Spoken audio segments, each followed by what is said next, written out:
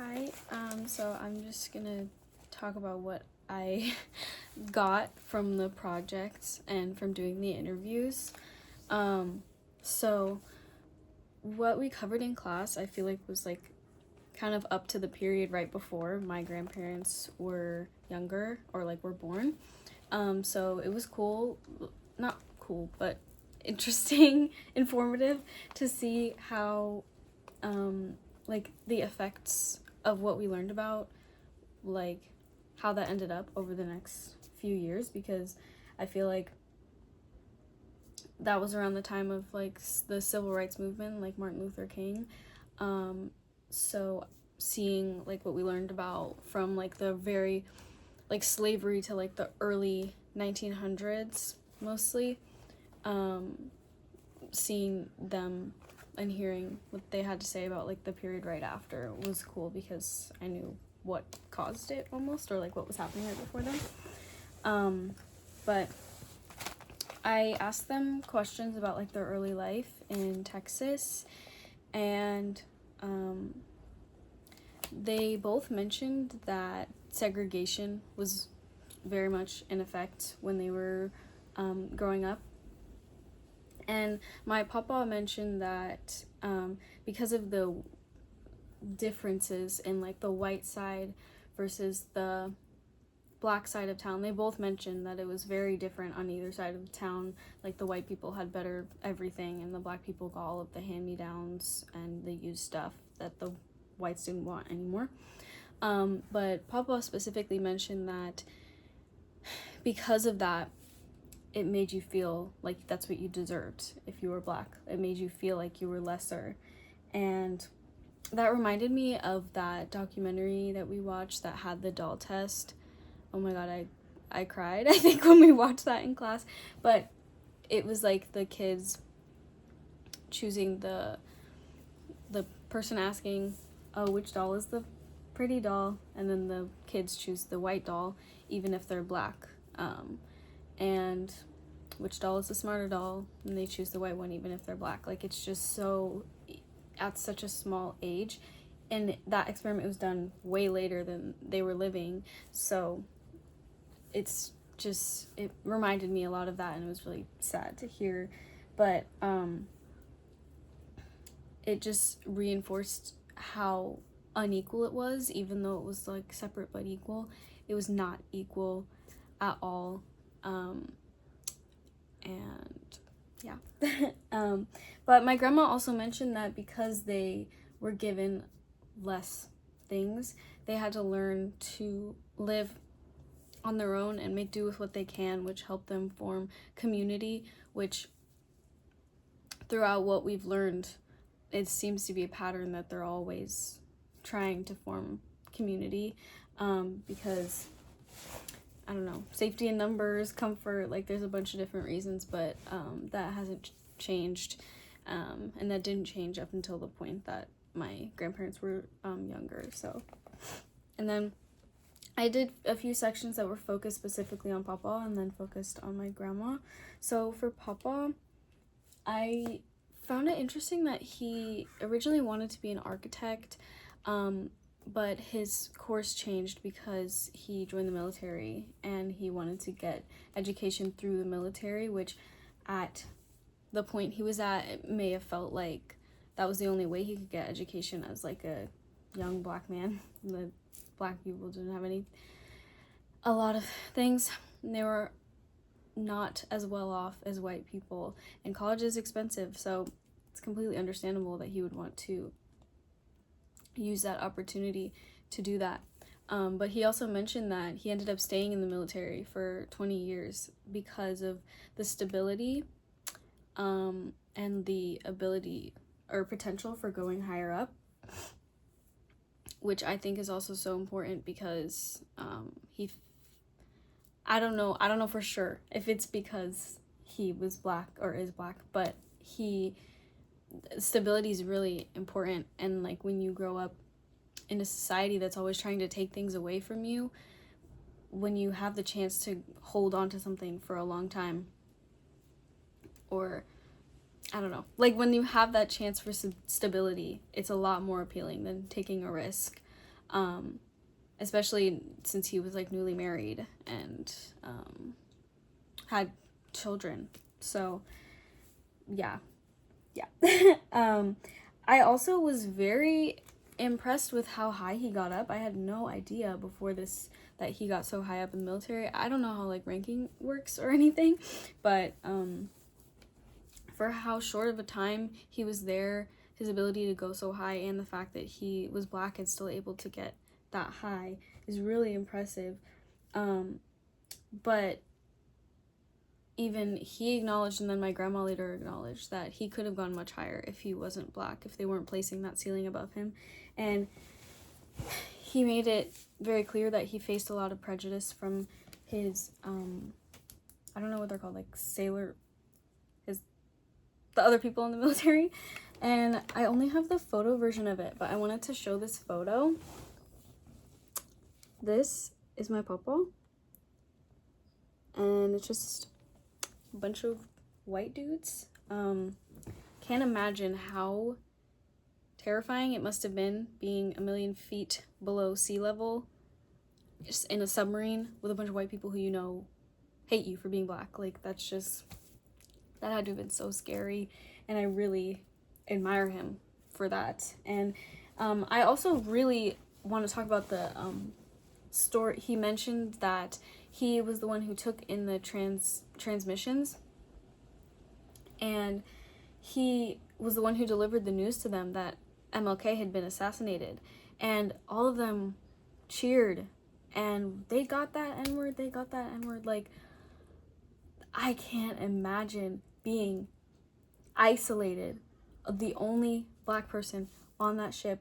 At least I think there may have been more. I'm just basing it off of this photo, but being in that environment, like, I can't imagine. He's so strong for that, and his ability to climb so high and stay there for so long is just crazy. Not crazy, but impressive. And then for the questions that I asked my grandma, it felt important to me to ask her specifically about being a Black woman because she only had daughters. My mom only has sisters. And I mean, I am also a Black woman, so I just felt like it would be important to ask her experience specifically, and then comparing it to my mom's and then mine eventually. And she even mentioned like her own mom, like just the difference between 4 generations is crazy. But she mentioned that she just felt like she had no opportunities when she was a child, and so that's why she pushed my mom and her sisters, because they had so many more opportunities than she had when she was younger, even though it was like 20-30 year difference. That's just, and then yeah. And I feel like in the 70s, 80s, when my mom grew up, there was definitely a lot more opportunities, but obviously there's still going to be some prejudice. And I feel really grateful for the people who came before me and let me have the opportunity. Like, I'm in college, I'm doing all of these things because of all of these people that came before me. But the difference between the childhood she described and the childhood I know my mom had and the childhood I know I had, it's just interesting comparing them all and seeing how things have changed. And I mentioned before that she pushed them because her and Papa said this, which I thought was very important. But she said that she pushed them because when you're Black, you have to be better. You have to try your hardest. Like, you have to be better than white people to even have half the chance that they get. And the fact that my papa and my grandma had different experiences at this time, like he was in the Navy, and my grandma was raising kids. I mean, he helped raise them too, but you know, he was away and she was mainly taking care of the kids. And the fact that his motivation, that he needed to push himself to be able to climb higher because he's Black, and then her motivation is having to push her children because they're black and they need to be 10 times better to accomplish anything. It shows like they were in different situations, but their motivations were very similar and their thinking was very similar, because you're black no matter where you are, and you have to deal with that no matter where you are. So that stood out to me a lot. And then I moved on to some more like broad questions. The question of if religion helped them, I found very interesting. We talked a lot in this class and then in the other Black Studies class I took that over time, slaves, just black people like have clung to religion and their relationship with God a lot to help deal with the situation that they were in. And in some ways it formed communities, like churches was a lot of communities, and formed comfort, like singing gospel. It's just been very important since black people came to this country, like, and the fact that that hasn't changed, it, to me, says more about the situation of the country than it does about God. I don't particularly do a lot of Christian or religious activities for myself, but I see how my grandma and my papa mentioned that it helped keep them grounded, and it helped them just knowing that someone has a plan and that things are happening for a reason. And I feel like without that strength or without that faith, it would be hard to continue in a world that's just pushing you down. And it's completely understandable why religion is so important was so important to people on plantations, people on, people in the Navy in the 60s, like it's completely understandable why something like that would help. But I also asked them about pop culture when they were growing up versus now. And I asked them this because of the Ethnic Notions documentary that we watched. That was a hard watch. Just so disgusting how black people were portrayed. And my papa said the main difference for him was when he was growing up, it was a lot more blatant, which we saw in that documentary. It was just insane. Children being eaten by black children being eaten by alligators, whatever, like just crazy. But he did say that it was more blatant back then, but it hasn't gone completely away, and it's just more subtle now. And that's not even just in like shows and whatever, but just the society. He mentioned that like if he was younger, like he could have been hung for like saying hi to a white woman. And obviously that not that extreme would happen now, but there's still so much like prejudice around. And my grandma said that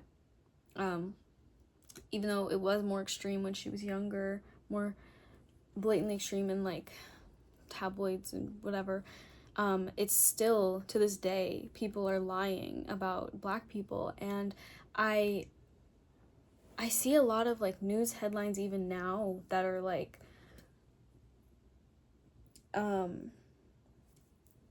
a black, I don't know how to explain it. Like I'll see like when you look at like white missing person, white missing child posters or posts, they're completely different than the ones for black people. Like often they'll mention suspected criminal is missing, and the white guy could be a suspected criminal too. The white guy could have a freaking pedophilia charge and they wouldn't put that on there. They would just be like, oh, John Doe is missing, someone help us find him. Like it's just, even now there's differences in how people are black people and white people are portrayed in media, or even white people and people of color are portrayed in media.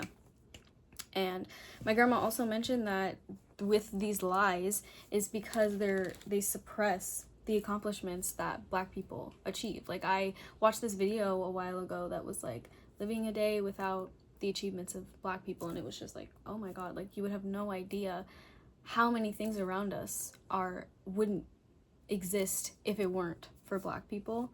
And I didn't know that. I certainly didn't know that either. And growing up, when you don't know that you and your people are capable of accomplishing things like that, you yourself don't feel like you can accomplish it. And it's just, yeah, but that's what my grandma said. And okay, I asked them about the setbacks, if there were any setbacks throughout their life for like black people that worried them or gave them hope, you know? And even living in a time when legally people were segregated and people could be killed in the street, and people are still killed in the streets, but they lived in a time when legally they were segregated, and what came to their mind when they thought of setbacks was what's happening now. Because I don't know, that says something. They lived in the 60s in Texas, and when I ask them about setbacks and things that worried them, they bring up right now what's happening with Trump and what he is doing to this country. And that certainly says something. But my papa did mention that when he was growing up, they didn't have Black history. It was harder for them to access information on what was going on with the movement and stuff. So that could be part of it, is they just weren't aware of any ups and downs. But my papa also mentioned using God to cope with what's going on now. And I also wanted to just mention that because it hasn't changed from when he was younger or when my grandma was younger. Like, people still need religion to deal with how insane the country is. Like, my grandma pointed out that affirmative action, I think she said, it gave her hope, and that was more recently, and she compared it to when she was younger and like Black women were allowed to vote, and she remembered the joy and the hope that she felt back then, and compared it to the hope that she felt for affirmative action now. And that was really touching to think about, the hope that she felt when she was younger. But they're trying to take away affirmative action, and and it's just disgraceful. She even mentioned that sometimes now it's gotten worse than when she was a kid, because it's just so, when someone in power, when the president is that corrupted, it's just like, it affects the whole country, and it's just insane, especially when you've taken so many steps forward. Taking a bunch of steps back feels much worse than if it was never there, if that makes sense. I don't know. But I don't know, just the fact that they both pointed out Trump when they literally lived in segregation, it's clear that what's going on now is like a setback unlike one that they've ever experienced. And they're 82 and 86. That just, I'm so sad thinking what's going on right now. But I asked them also if the country was what they had expected, and my grandma said that she imagined the world to be a lot more harmonious, that people would be working together, being nice to each other, and it's certainly closer to that, but it's not what she'd expected, and there's still a lot of work to do. And my papa said it's actually better than he expected, but he does also acknowledge there is plenty of room for improvement. But I don't know, I feel like when you just grow up, him and grandma mentioned, oh, you just deal with it. That's what happens, you know, that's just how it is. So when you grow up feeling like, oh, segregation, being beaten up for no reason, that's just how it is. When you have that mindset, it's harder to imagine something else. So I do get the country definitely being better than anything you could have imagined, because we have come so far, but it's just concerning how far back we're starting to go. And then overall, I am really grateful and happy that I did this, because I do feel closer with them, and I wouldn't have known so many things if I hadn't done this. And unfortunately, it was definitely hard to hear about, like hearing just hearing what they went through. It's kind of, I don't want to say bittersweet, but it's like, it gives me so much respect for them, and the fact that they're here, it makes me so grateful that they're here and that they lived through that. But it's just so sad that they went through that and that they had to go through that. But yeah, I don't even want to think about Trump.